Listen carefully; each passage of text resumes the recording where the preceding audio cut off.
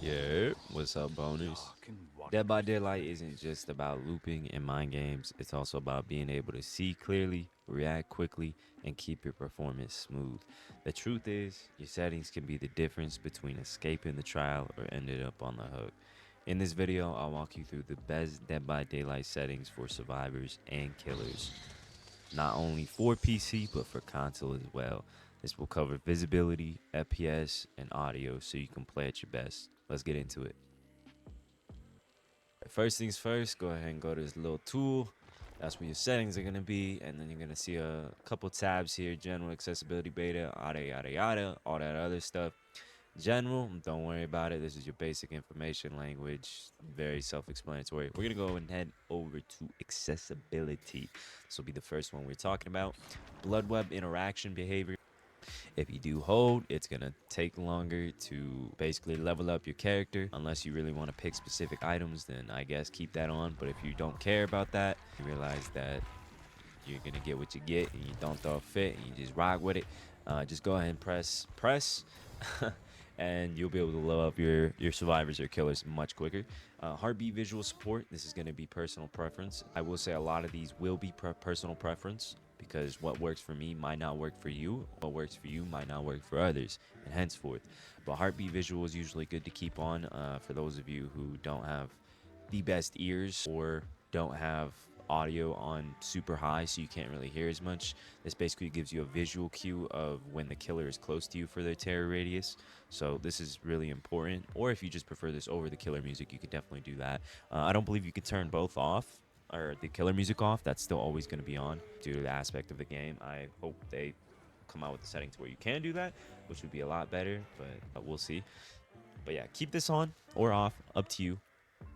Dialogue subtitles, don't worry about any of this. That's not that important. Rarely pops up. Now, colorblind mode. Colorblind mode is an important one. I highly recommend you use one of these filters.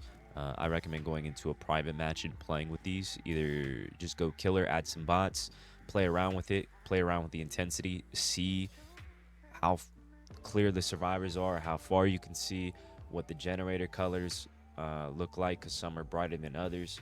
Whatever is more aesthetically pleasing to you, it's all personal preference. Personally, I like to use Tritanopia. It's blue yellow, and I use it at 100. I feel like I could see a lot better the auras of not only the generators but survivors, scratch marks, blood stains, you name it. It's the best way to go. I know a lot of people also use Protrinip. Protrinip. Words are difficult. Today, Junior? You get the fucking point. This one, and then you basically obviously play with the intensity, see what looks good to you. I'm not gonna tell you what's right or wrong because there's no wrong answer in all reality with you. Beta, first person point of view, it's only gonna be for the killer, not survivor. This is basically gonna put you at a disadvantage if you have this lower. You're not gonna be able to see as much on your screen, so you always want to crank that hoe up. That way you can see more of your surroundings when you are playing killer, so you don't miss a survivor that's hiding behind something. And then we go to online. Don't worry about this personal preference, your privacy settings, and all that shit. We're gonna go ahead and skip to graphics. Now, graphics is a very important one and probably the most important out of this whole settings tutorial. Quality, especially if you're on console, you don't have specific options to change specific like texture quality, foliage quality. You don't have that ability. At least it doesn't seem like it. You have to. I know you can do it for PC, but you have to go into settings, which I'll show you guys later on for the PC people. But for now, quality. If you want low foliage, for example, in the clip you are seeing me playing Sable, you will see the difference in terms of when I have it low to medium to high. You're basically at an advantage if you're all the way on the lowest setting, mainly because if people or survivors are hiding in bushes, or if there's a killer hiding somewhere, lurking in the shadows, you will be able to see them a lot clearer and more distinctly. So definitely choose this on low. This will also help your performance for your console or PC, whatever you're playing on. It'll make it easier on it, so you don't lag as much as well. Personally, I don't mind not seeing people. I have good eyesight for the most part. If I miss someone, I miss someone. I'm still gonna kill them anyways. So I like to keep mine on high just because I like to visually have that aesthetic look. But that's just me. Keep it on low though if you want the best competitive advantage, I will say. Auto adjust is basically going to adjust the resolution with regard to the frame rate depending on what your monitor is or what your internet's looking like, and it will turn XESS off. Now what the fuck is XESS, bro? Well, XESS renders the game at a lower resolution. How much, though, depends on what quality mode you select. This uses AI to upscale the image to look as close as possible to boost your performance. This is great if you struggle to hit 120 FPS consistently, especially for those of you on console. I think you guys are capped out at 60, I believe. I forget. And you're already on low settings. Use this instead of lowering your resolution. This works best on Intel graphics cards, but it can be used on somewhat new NVIDIA and AMD GPUs. Sorry for the nerd talk. Only the PC people probably understand that. So just play around with that one. I like to keep it off. That's just me. I don't want to turn XESS off. Screen size, screen resolution. You're always going to want to have this up to 100%. Otherwise, you're putting yourself at a disadvantage competitively. Otherwise, you're not going to be able to see shit as clearly. Screen size is all going to depend on if you're playing on a monitor or TV. If you're still playing on a TV, what are you doing, man? What are you doing? Go get yourself a monitor. Save some money. I don't know. And if you're in school, I don't know. Start hustling, people. But yeah, just make sure you check your monitors, display resolution and what it can handle. I mean, if you go anything lower or higher, it's not gonna matter if whatever you're playing on can even handle it. So just keep that in mind. As well as full screen mode, you're always going to want to be full screen as opposed to the others. With the other two, you're going to lose FPS, as well as probably get it a little choppy at times. So it's always important to do full screen. That way you don't have to worry about that affecting your gameplay. Aspect ratio, yes, you want it on. It's field of view on ultra wide monitors, but it's also just really good to have. 16:9 is your basic that you watch on YouTube or whatever, on any type of landscape, whether it's TV, monitor, you name it. Always keep this on.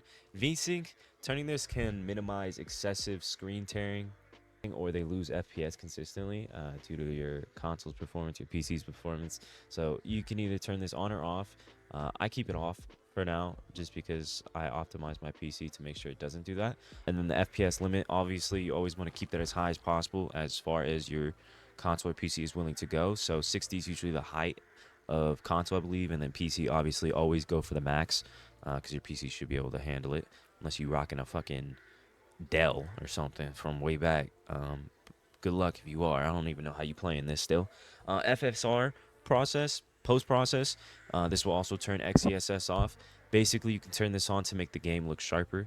So it just basically, from what I noticed, it makes the texture sharper as well as the foliage. So if you really want to see bushes and shit a little bit better, it does it's kind of a double-edged sword. I feel like sometimes you can see better in certain places on certain maps.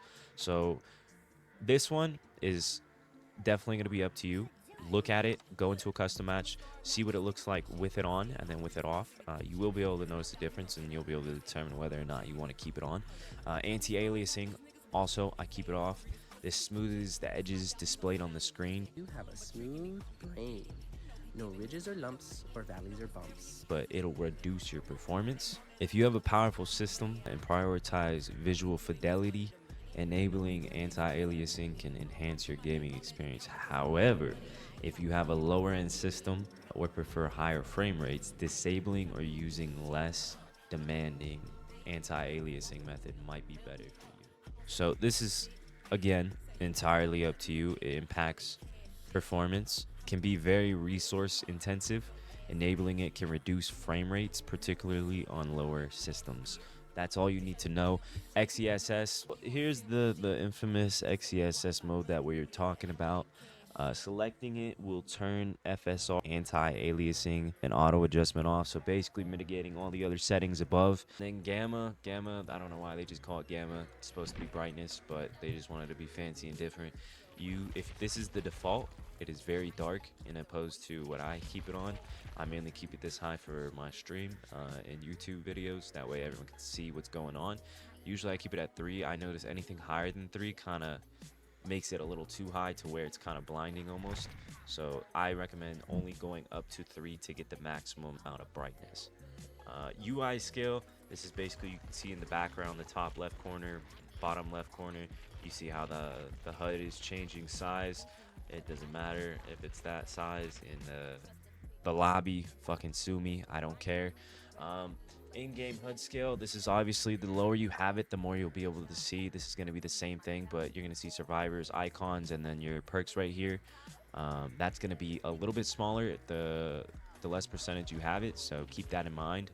Default, it is at 100%, but I like to keep mine at 80 just because I don't need to see it. I know what I'm rocking. Unless you're blind, then okay, boomer, put your glasses on, go to 100%. That's up to you. Skill check scale, no reason you should have this anything lower than 100% unless you want to torture yourself or your teammates, then go for it. Player name visibility, up to you whether or not you want to see their names or not. Sometimes the names can be very funny looking, so I recommend keeping it on. Killer count, killer hook count visibility, always keep this on when you're playing killer. That way you can keep track of how many hooks you have to help you put pressure on certain survivors. You could also keep a mental note in your head, so if you just want to not have that, that's also entirely up to you. Score events visibility, I would turn that off because you can always check the score you got after the fact, after the match. It's not that important. You're still going to get points regardless. Personal preference though, mini item pop-up, entirely up to you. You should keep it off. There's no reason for it, mainly because you can tell the difference what the fuck a flashlight looks like and what a toolbox is. If you don't know the difference, I'm sorry, you're cooked.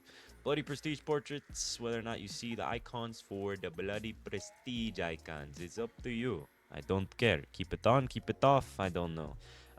Show value of status effects, keep this hell on. This is so important because whether you're playing killer or survivor, you'll notice that you see the little effects. It shows a little circle icon, I'll show you on screen now, on whether or not you're gonna have sprint burst, whether it's exhausted, whether it's on cooldown, whatever the fuck you want to call it.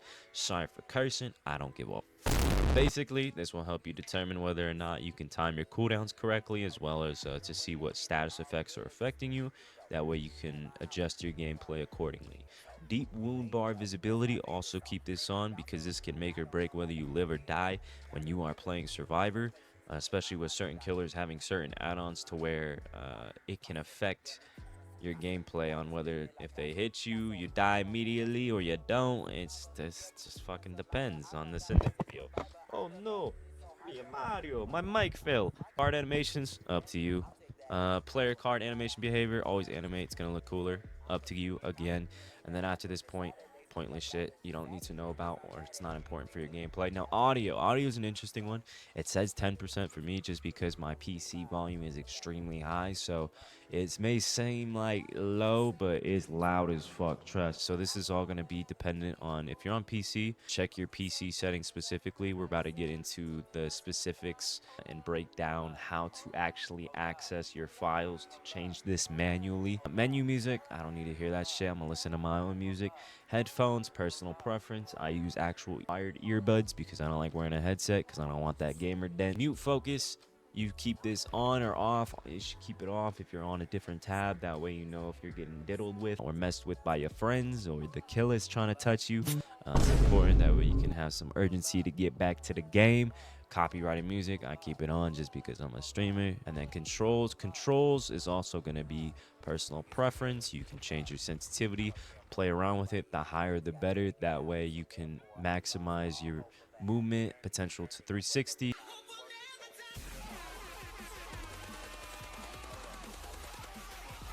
But make sure you don't do it in a way to where it's making you run into walls and shit. But even then, I still run into walls, so fuck. Same with mouse sensitivity. It all depends on you. Interaction behavior.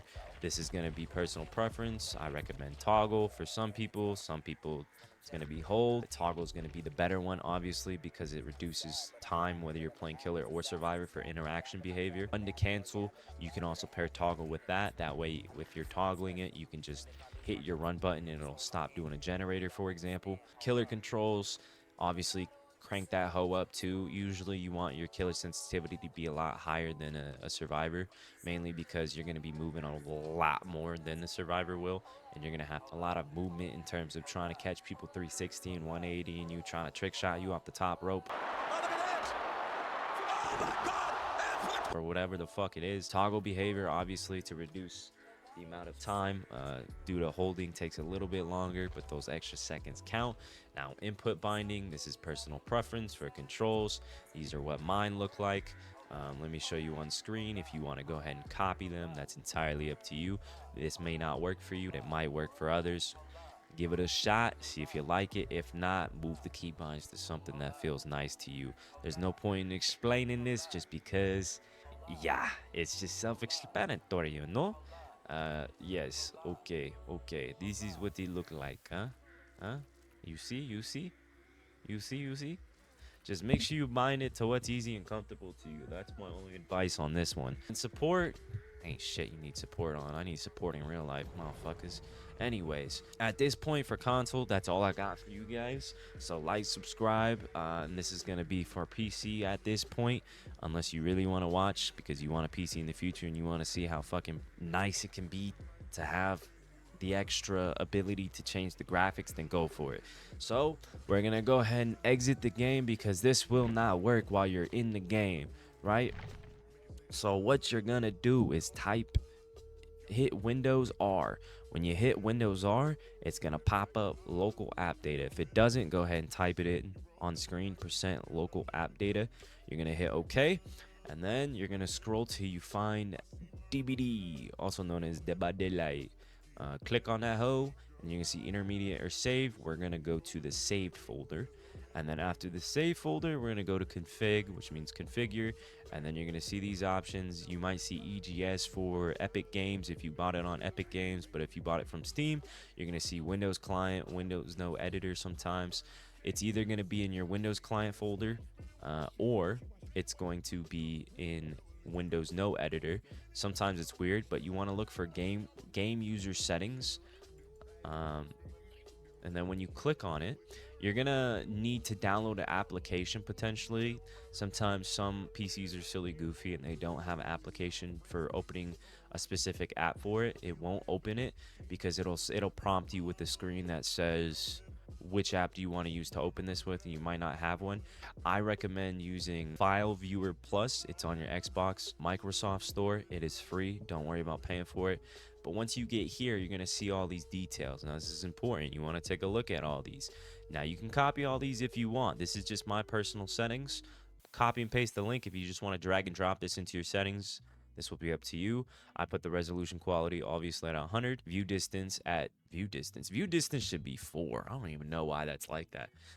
See what happens. We look in here and we realize how fucked the game wants us to be. Anti-aliasing quality, keep it at 2. A lot of these are going to be a little bit low for quality wise, just because you're going to be at a disadvantage if you have this on high performance, because it'll make the foliage and environment around you really hard to see, whether it's a killer or survivor. So I recommend keeping this somewhat medium to low. Unless you really don't care about that and you want that aesthetically pleasing look, then go for high numbers. The highest you will be able to go is 4. So keep that in mind. It will be 0 to 4. 0 being the lowest, 4 being the highest. So foliage, I got at 2. Low key, we can put that at 1. If you really don't want it, you could put it at 0. It's probably better to put it at 0. We're going to put it at 1. And then shading quality, it's at 2. Animation quality 2. No biggie. Landscape quality 2. Everything's mostly at a 2. It's mostly at medium for me. And the reason it's at medium is because you saw us put it on medium, I believe, for the quality mode, which is why it's at 2. And then if you scroll down, you're going to see some more options. These are pretty self-explanatory. You don't have to worry about playing with the false or true. True basically means it's on. False means it's inactive. So like for example, terrier, fucking Boston Terrier, bro. What are dogs at, bro? Terror radius, visual feedback. That's basically gonna be your heartbeat, for example. They're gonna have similar but different names. You're gonna see sensitivity down here. You're gonna have your main volume on. This is gonna be, I have mine at 10. Just because my PC is super loud. This is my sharpness value. That's going to be entirely up to you guys. You can see FSR is on. It's on true. You can easily delete that and change it to false if you don't want that. But the important thing here is going to be that in order to enable this, you're going to want to, afterwards, after you went through all this, you did all the looking, you did all the inspecting on what you want your settings to be, do not delete any of these. Just make sure you change it from true to false or 0 to 4, or for example 1.0 up here for the benchmarks. Don't mess with the benchmarks. You're completely fine with that. And then you're gonna go ahead and click save. And then it's gonna ask, do you want to overwrite? You're gonna say yes, obviously. And then if you are worried about your settings getting messed up in the future or whatever, you're gonna go to properties right here. You're gonna right click, and then you're gonna go to read only, and then hit apply. And then once you do that, you will not be able to. It'll basically be locked in to where it won't affect it. And then you can go ahead and open up the game, and that's it. And then you should have the settings already enabled for you. All right, guys, and that is all I got for you. These are the best Dead by Daylight settings for both survivors and killers. Survivors should focus on visibility and awareness, when killers need quick sensitivity and clean tracking. Try these settings out, tweak them to your setup, and you'll instantly feel smoother gameplay and better control. If this guide helped you, please smash that like button. Leave a comment with your favorite settings to use or any other tips you might have for other people, and subscribe for more Dead by Daylight tips and content. That's all I got for y'all. Much love. Peace.